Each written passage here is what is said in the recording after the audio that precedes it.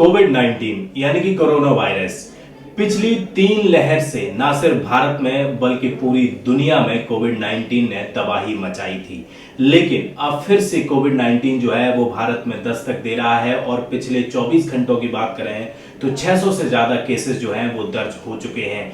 कितना खतरनाक हो सकता है, क्या ये चौथी लहर साबित हो सकती है, किस तरीके से हमें सावधानी बरतने की जरूरत है और क्या क्या बचाव जो है वो हमें करने चाहिए, बात करते हैं डॉक्टर आर.के. चौधरी जो कि डायरेक्टर हैं मेट्रो हॉस्पिटल दिल्ली में। सर, किस तरीके से देखते हैं कोविड 19 चौथी लहर, क्या इसको कह सकते हैं? देखिए कि जैसे शुरुआत में कोविड 19 आया था तभी आशंका जताई गई थी कि ये ऐसा वायरस है जो बार बार टाइम पे म्यूटेशन करेगा और म्यूटेशन से अलग अलग वेरिएंट निकलेंगे और जैसे जैसे नए वेरिएंट आएंगे तो एक लहर आ सकती है।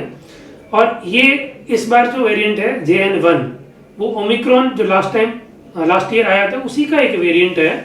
और इस बार जितने भी केसेस आ रहे हैं JN.1 के आ रहे हैं पिछले कुछ टाइम से, और आप अगर देखोगे तो ये तेज गति से फैलता है, बहुत ही ज़्यादा इन्फेक्शियस है। लेकिन अच्छी बात यह है कि JN वेरिएंट पुराने वेरिएंट के बजाय थोड़ा हल्का है, तो इतना खतरनाक साबित होने की संभावना कम है।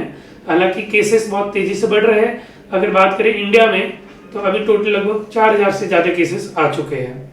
अगर उसके JN.1 के सिम्टम की बात करें तो वही पुराने सिम्टम है, खांसी जुकाम, sore throat, fever, headache, body एक। खास बात इसमें यह है कि बहुत सारे कम पेशेंट में लॉस ऑफ टेस्ट या स्मेल का देखा गया। 10% से भी कम लोग होते हैं जिनका लॉस ऑफ टेस्ट या लॉस ऑफ स्मेल होता है, ये एक डिफरेंस है। दूसरा डिफरेंस ये है कि इनकी सीवियरिटी बहुत कम है, लेस देन 10% ऑफ केसेस जिनको ज़्यादा सीवियर तकलीफ होती है और हॉस्पिटलाइजेशन की जरूरत होती है। तो इसका मतलब ये होगा 90% केसेस घर पे ही मैनेज हो सकते हैं।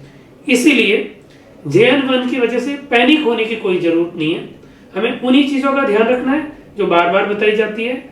हैंड सैनिटाइजर का यूज़ करें, लोगों से डिस्टेंस बना के रखें, फ्रिक्वेंट हैंड वॉश करें, और अगर आपको इस तरह के कोई भी सिम्टम है तो पब्लिक गैदरिंग में ना जाए और आसपास लोगों को अलर्ट कर दे कि हाँ मेरे को ऐसा सिम्टम है, और अपने आप को थोड़ा डिस्टेंस पे रख लें।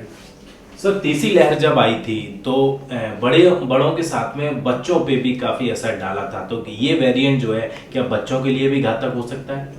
नहीं, ये स्पेसिफिकली बच्चों के लिए घातक नहीं है, लेकिन यहाँ ये बताना जरूरी है कि ये वेरिएंट JN.1 जो है वो उन लोगों के लिए मुश्किल पैदा कर सकता है जिनको ऑलरेडी कोई बीमारी है, खासकर ऐसी बीमारी जिनकी इम्यूनिटी कम है, जैसे सांस की बीमारी होगी, कैंसर, टर्मिनल स्टेज का कैंसर हो गया, या उनको कैंसर का ट्रीटमेंट चल रहा है, या किडनी के मरीज जिनका डायलिसिस चल रहा है। ऐसे लोगों के लिए ये JN.1 वेरिएंट ज़्यादा खतरनाक हो सकता है।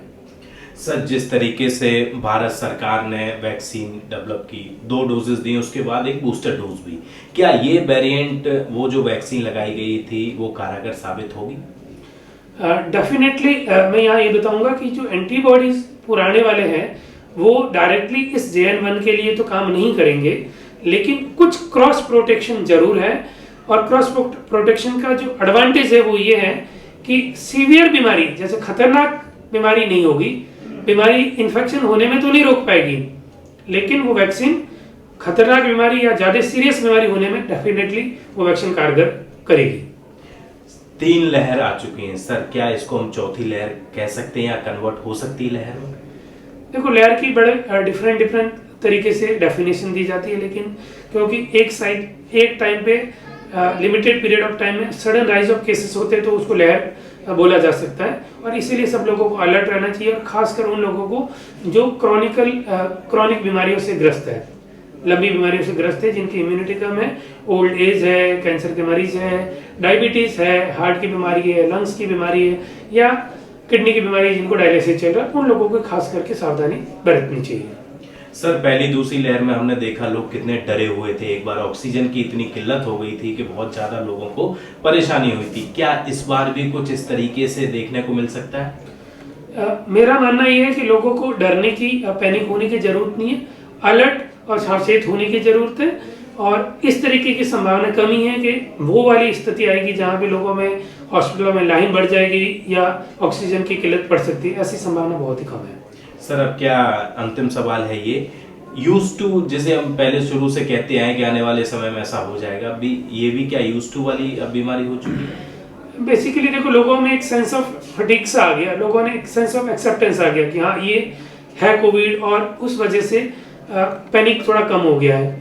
और डेफिनेटली क्योंकि ये वायरस ऐसा है जो बार बार म्यूटेट हो जाता है, जैसा कि मैंने बताया कि ये JN1 भी ओमिक्रॉन का म्यूटेशन की वजह से हुआ है, तो ये इस तरीके से यूज टू होने वाली बीमारी हो गई है। लोगों को सर क्या मैसेज देना चाहिए? लोगों को फिर से मैं एक मैसेज यही देना चाहूँगा कि सावधान रहे, सतर्क रहे, और बिल्कुल घबराए नहीं, डरे नहीं, पैनिक ना हो। Thank you. बात करने के लिए बहुत बहुत शुक्रिया। कैमरा पर्सन चंदन के साथ दिल्ली से हृदय यादव, न्यूज़ पॉइंट।